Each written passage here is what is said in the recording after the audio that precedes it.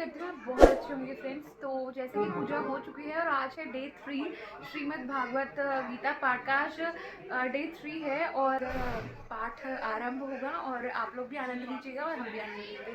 तो मैं आपको फिर अब आगे जाके दिखाऊंगी।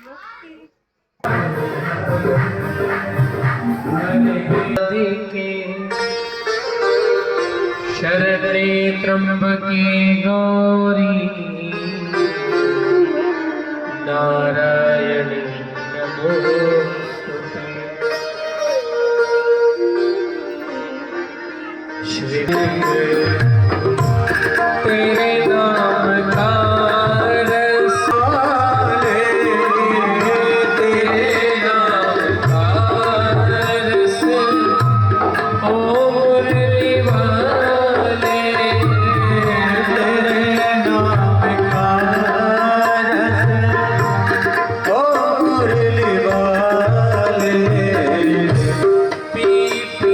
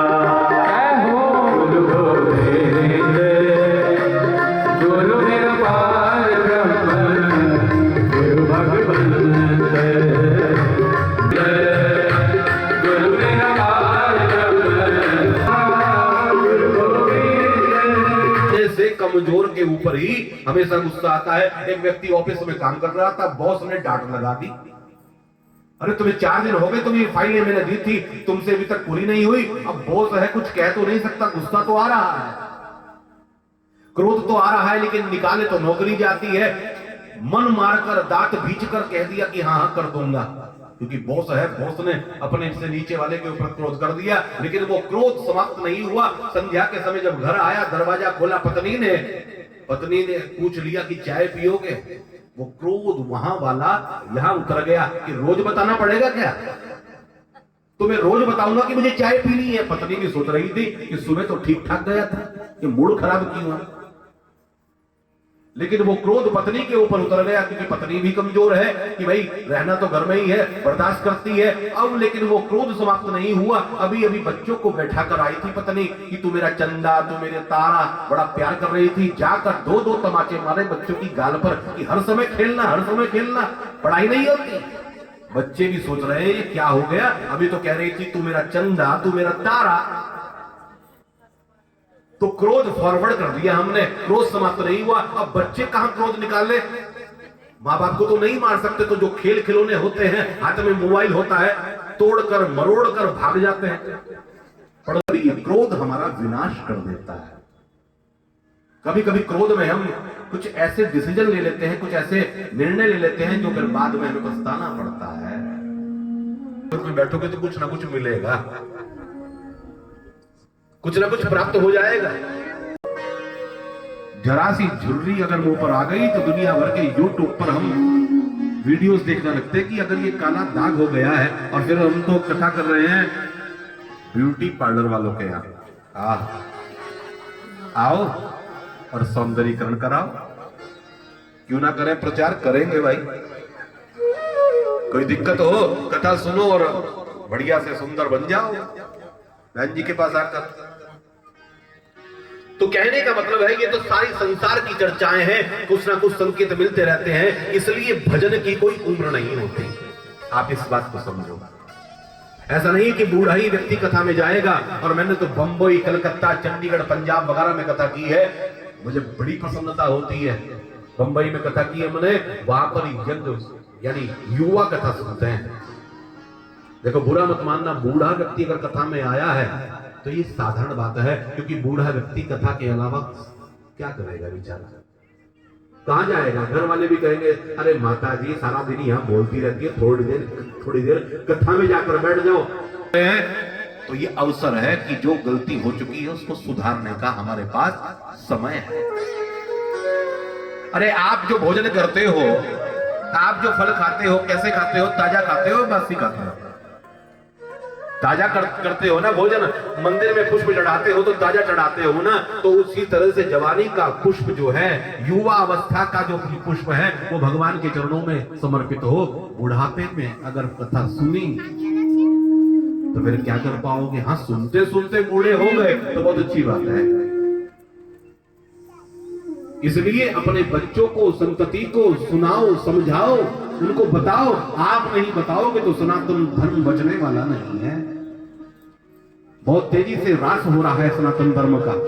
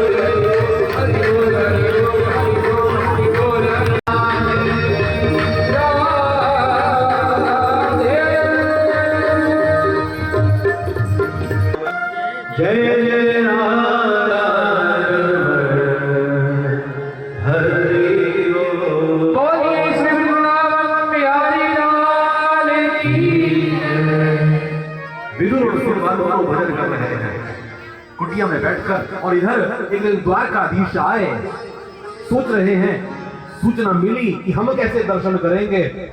तो विदुर और सुरवा द्वार पर आकर खड़े हो गए, नेत्रों में जल भरा हुआ है। इधर तैयारी है, दुर्योधन ने 56 प्रकार के व्यंजन बनवाए हैं, भव्य स्वागत की तैयारी है। और जैसे ही भगवान द्वारकाधीश रथ पर सवार होकर तिरछी चितवन से बोल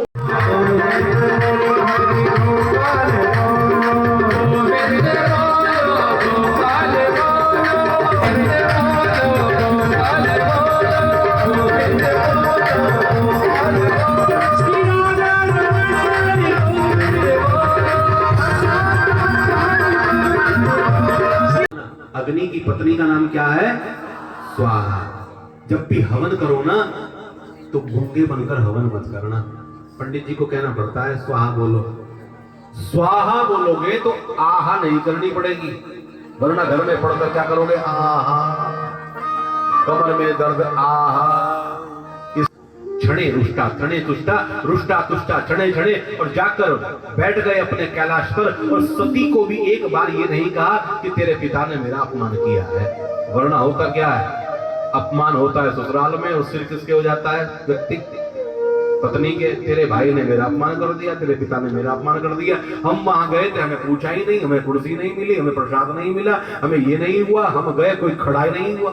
ओहो, सो झंझट लड़की के साथ होता है भाई, करना पड़ता है, कुर्सी छोड़नी पड़ती है, आदर करना पड़ता है। तो भगवान शिव ने एक बार भी जाकर ये नहीं कहा कि तेरे पिता ने मेरा अपमान कर दिया।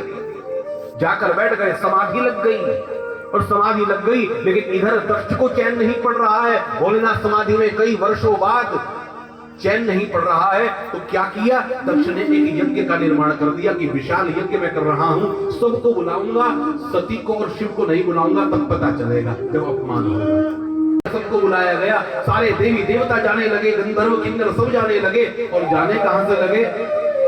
कैलाश के ऊपर से।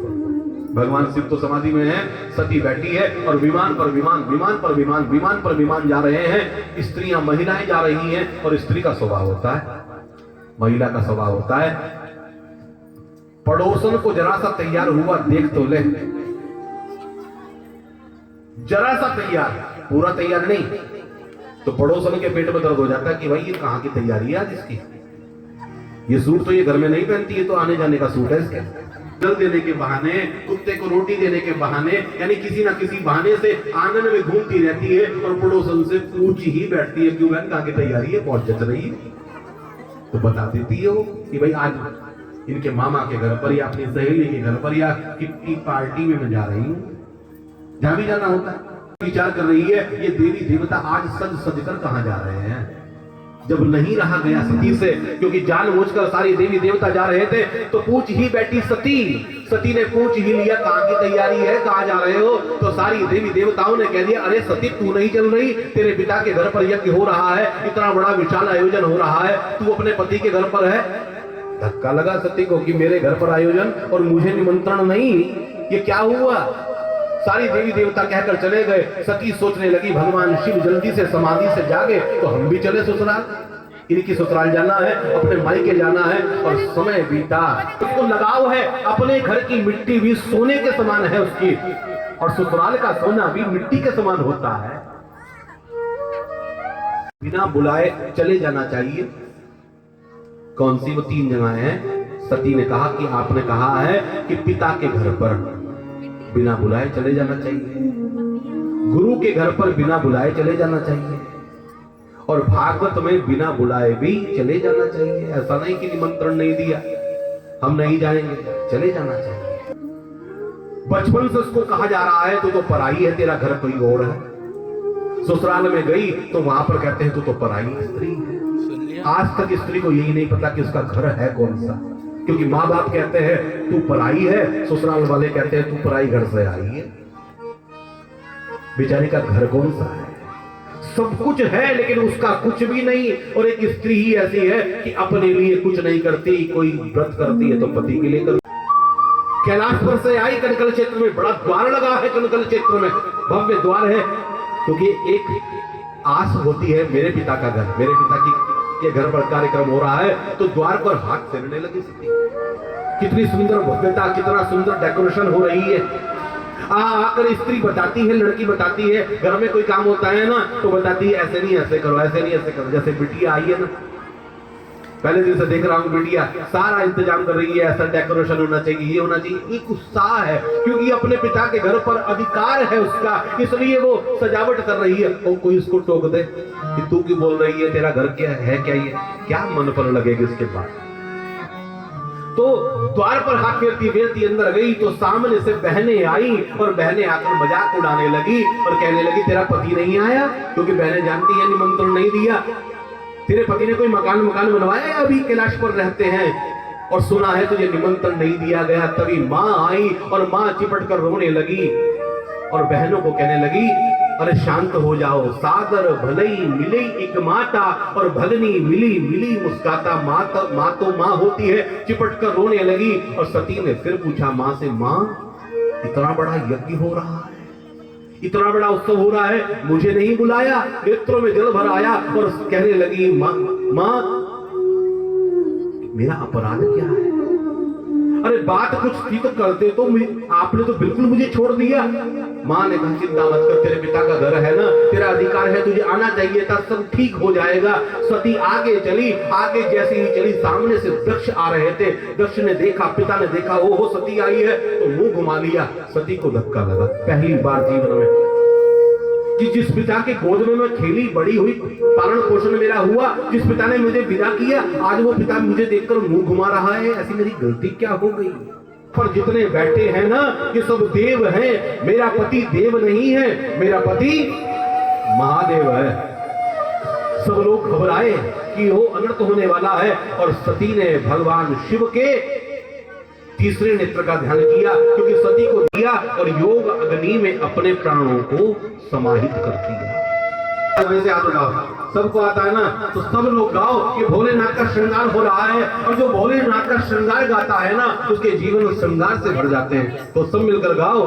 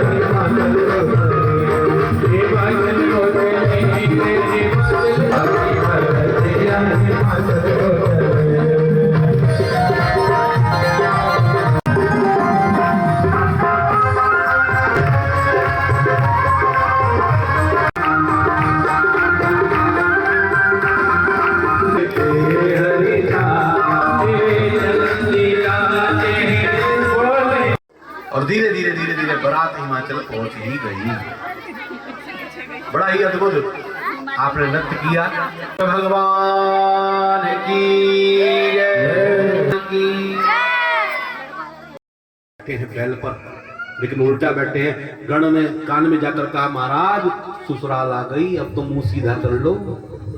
कहा कि अच्छा ससुराल आ गई कि हाँ, कि मुंह सीधा करना है कि हाँ, तो फिर बैल का मुंह पीछे कर दो ना, मेरा मुंह अपने आप ससुराल की तरफ हो जाएगा।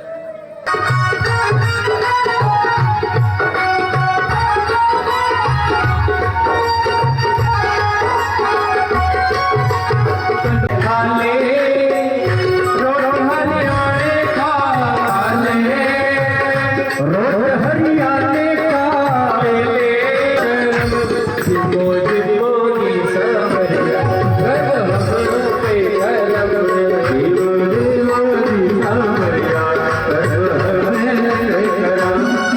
नाचनो मकाया ढोला गुजराती डोसा और इडली मद्रासी डोसा और इडली मद्रासी दिल्ली वाली कचौरी लाया दिल्ली वाली कचौरी लाया गरे वागरा जिम्मो जिम्मो जी सागर करो पे हरदम सागर बनाया सरसों का साग बनाते पंजाबी लस्सी लाया ढेर पकावे पी जाए के जिम्मो जिम्मो के सावरिया कर दो हम पे गोवर्धन की जलेबी लाया गोवर्धन की जलेबी लाया अरे मागर जिम्मो जिम्मो जी सावरिया कर दो हम मोजी मोजी सावरिया कर दो मोजी सावरिया कर दो मोजी सावरिया कर दो कर दो मोजी मोजी सावरिया मोजी मोजी सावरिया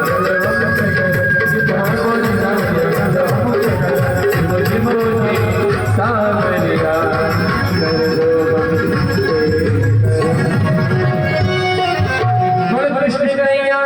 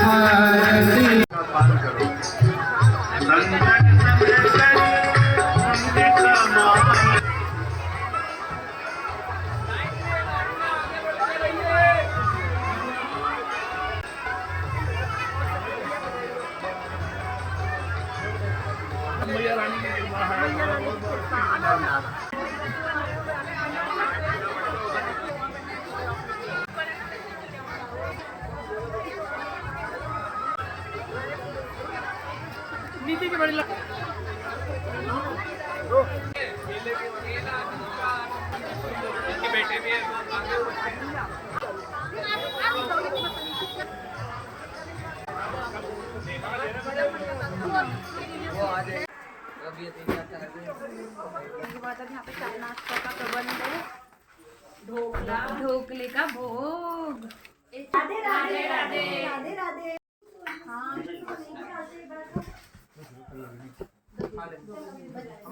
पूछ रही कि वो चले जाएंगे। जय श्रीमन नारायण दोस्तों। तो जैसे आज का डे 3 का गीता ज्ञान और गीता सार का पाठ समाप्त हो चुका है और चाय नाश्ता वगैरह सब कुछ हो चुका है, भोग आरती सब कुछ हो चुका है और बहुत ही अच्छे से हुआ। सब लोग बता रहे थे कि बहुत ही आनंद आ रहा है। तो अगर आपको ये ब्लॉग पसंद आता हो तो प्लीज़ लाइक शेयर कमेंट ज़रूर करना और कमेंट्स में जय श्री कृष्णा और राधे राधे ज़रूर लिखना। Friends bye bye. और कल मैं आपको दोबारा से न्यू ब्लॉग के साथ मिलूँगी और कल होगा कृष्ण जन्म, तो उसकी भी मैं पूरी व्लॉग आपके साथ शेयर करूँगी और बहुत ही मज़ा आने वाला है। और जैसे कि मेरे को रिव्यू लोग दे रहे हैं कि उनको बहुत मज़ा आ रहा है व्लॉग्स देख देख के, तो मैं और मेहनत कर रही हूँ आप लोगों के लिए एक एक क्लिप्स लेने के लिए। और कल का भी मैं कोशिश करूँगी कि सारी क्लिप्स आप तक ज़रूर पहुँचाई जाए। तो फ्रेंड्स कमेंट में राधे राधे ज़रूर लिखिएगा। बाय। जय श्री कृष्णा।